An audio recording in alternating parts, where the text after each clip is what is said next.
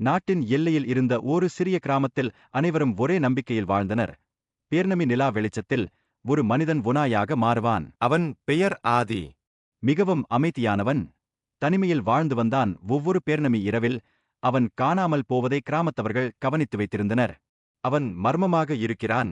ஒரு நாள் காட்டு வழியாக செல்லும் சிறுவன் பேர்ணமி நிலவில் மாயமாகி விட்டான். பிறகு காட்டு வழியில் யாரும் நடக்கவில்லை.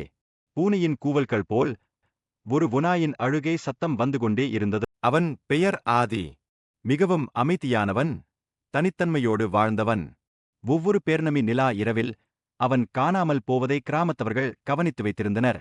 அவன் மர்மமாக இருக்கிறான் என பேசினார்க. ஒரு நாள் வனவிலங்கு ஆராய்ச்சியாளர் மயூரா உண்மையை கண்டறிய முனைந்தார். இரவில் காடுக்குள் சென்று ஒளிந்தாள். அந்த இரவு பளிச்சென்று நில ஒளி வீசியது. அப்போது ஒரு பெரிய ஓநாய், அதன் கண்கள் மனிதனின் குற்ற உணர்வால் நிரம்பியிருந்தன. அது மயூராவை பார்த்ததும் திகைத்தது. மயூரா ஓடவில்லை.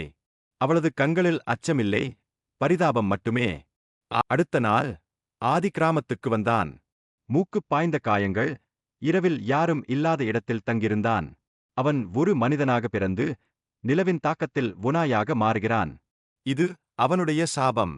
அவன் ஒருவரையும் காயப்படுத்த விரும்பவில்லை. அதனால்தான் ஒவ்வொரு பூரண நிலாவும் தானாக ஒளிந்து கொள்வான்.